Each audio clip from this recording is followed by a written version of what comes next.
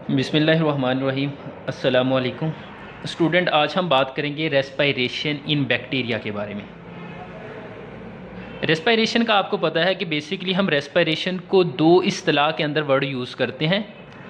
एक तो बच्चे होती है सेलुलर रेस्पायरेशन, जिसमें कम्प्लेक्स जो फूड या ऑर्गेनिक मटेरियल होता है उसकी ब्रेक डाउन होती है, और दूसरा हम ब्रीथिंग के लिए भी यूज़ करते हैं। तो आज एक्चुअली हम सेलुलर रेस्पायरेशन को आगे लेके चलेंगे कि जो बैक्टीरिया होती हैं उनके अंदर रेस्पायरेशन का जो प्रोसेस होता है वो किस तरह से होता है।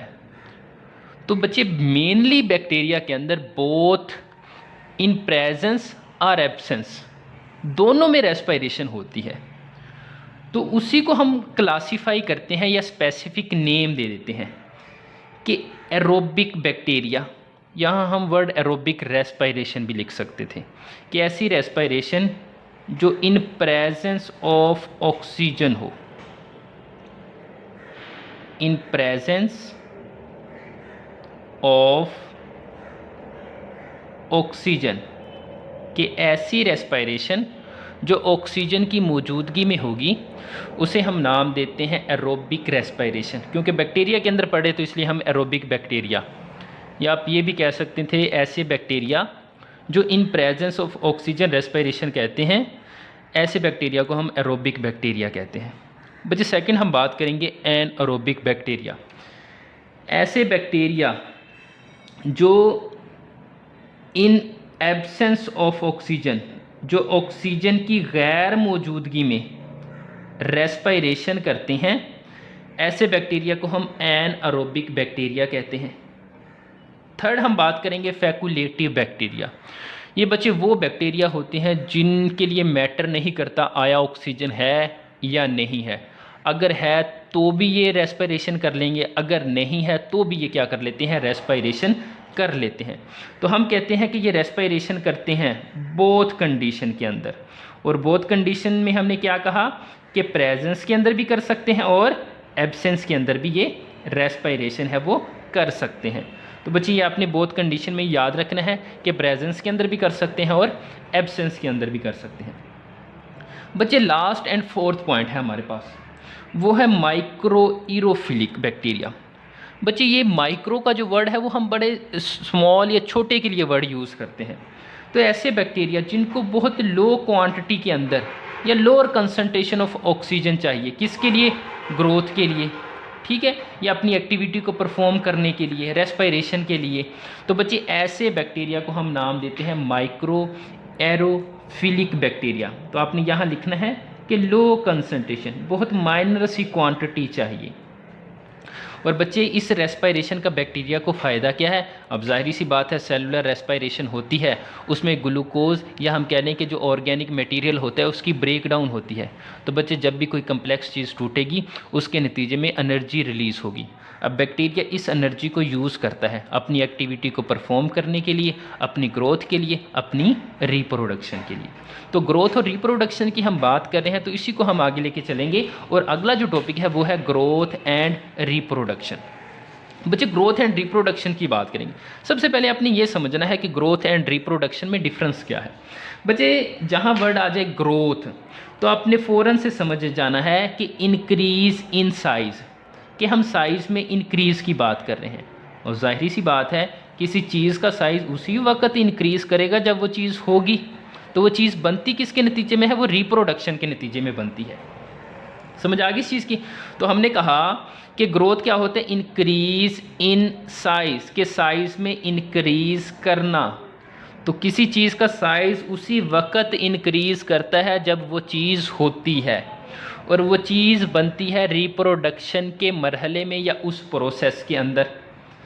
अब बच्चे बैक्टीरिया के अंदर अगर हम रिप्रोडक्शंस की बात करें तो बेसिकली बैक्टीरिया के अंदर बोथ रिप्रोडक्शन एसेक्सुअली और सेक्सुअली, और ये जो सेक्सुअली मैं वर्ड यूज़ कर रहा हूँ ये ट्रू सेक्सुअल नहीं है। हाँ, मैटिंग होती है इसलिए हम उसको सेक्सुअल रिप्रोडक्शन के अंदर कंसीडर कर लेते हैं। तो बच्चे सबसे पहले बात करेंगे रिप्रोडक्शन इन बैक्टीरिया, और इसमें मैं एक्सप्लेन करने जा रहा हूँ एसेक्सुअल रिप्रोडक्शन। बच्चे एसेक्सुअल रिप्रोडक्शन का जो आगे मैं प्रोसेस बताऊँ कि किस मेथड के ज़रिए होती है, वो बच्चे होती है बाइनरी फिशन बच्चे बाइनरी कहते हैं दो को, और फिशन हम कहते हैं टूटने को। इसमें क्या होगा कि एक पेरेंट बॉडी होती है वो दो के अंदर टूट जाती है, वो दो के अंदर क्या कर जाएगी, टूट जाएगी। बच्चे टूटने से पहले एक इंडिविजुअल की डेवलपमेंट के लिए जो एसेंशियल नीड होती हैं उनको प्रिपेयर करना बैक्टीरिया का काम है। मिसाल के तौर पर मैं कह देता हूँ कि ये एक बैक्टीरिया है, ये इसका न्यूक्लियाइड या न्यूक्लियर मटेरियल है। तो बच्चे जब बाइनरी फिशन का प्रोसेस होना है तो इसने अपनी एक डुप्लीकेट कॉपी बनानी है। ये एक है तो अब क्या होगा कि ये दो बन जाएंगे, अपनी एक कॉपी तैयार कर लेगा। अब होगा क्या कि आहिस्ता आहिस्ता मेम्ब्रेन है वो इन्वेजिनेट होना स्टार्ट होगी। इन्वेजिनेट या आप यहाँ ये भी लिख सकते थे कि पिंच ऑफ होना स्टार्ट होगी। इस तरह से इनमें सेपरेशन आना स्टार्ट हो जाएगी। एक न्यूक्लियर मटेरियल इधर है और एक न्यूक्लियर मटेरियल इधर है। ठीक है बच्चे, होगा क्या कि एंड फिर क्या होगा कि हमारे पास कुछ इस तरह की कंडीशन आ जाएगी,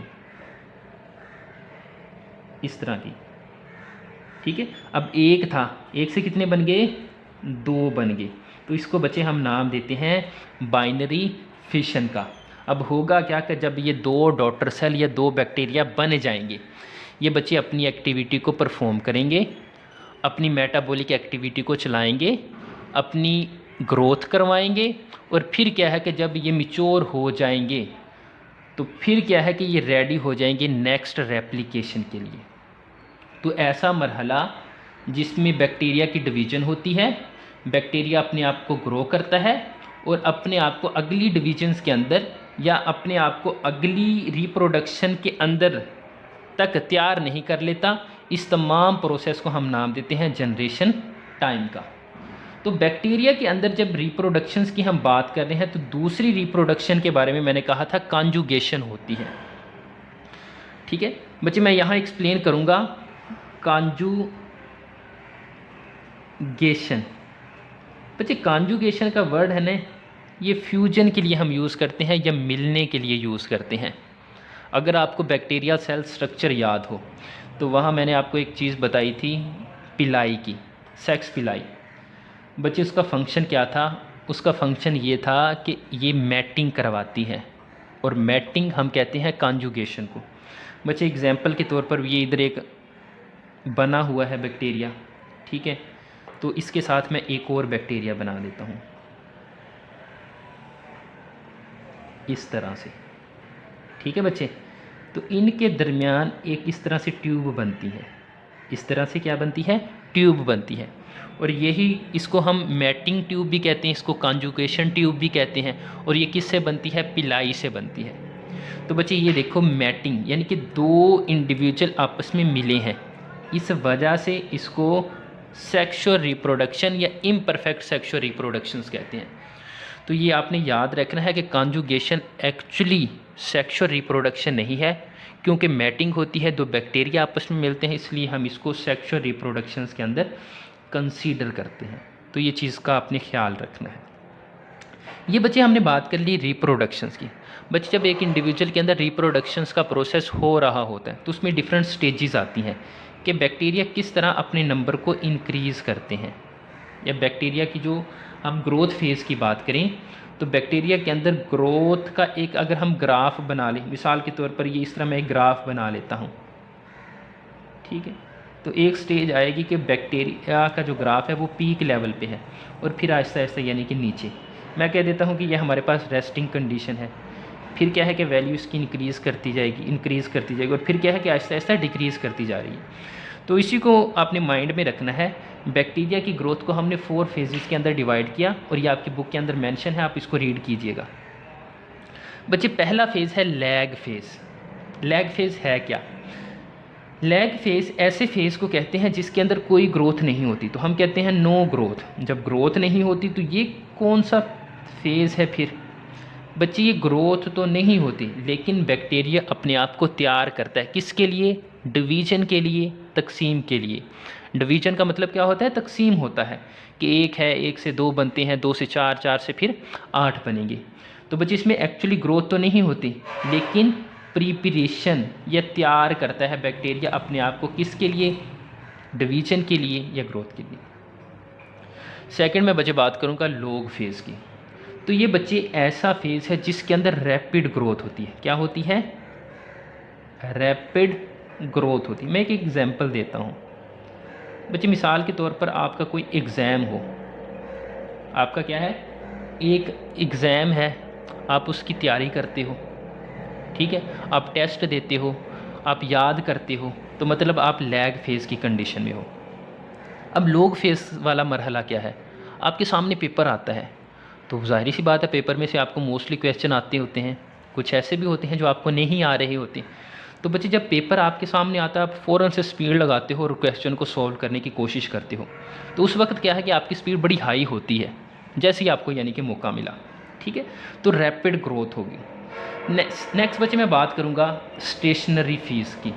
अब स्टेशनरी फेज़ में क्या होता है कि बच्चे जिस रेट पर ग्रोथ हो रही है या सेल डिवीजन हो रही है, उसी रेट के साथ क्या है कि इंडिविजुअल की या बैक्टीरिया की डेथ भी हो रही है।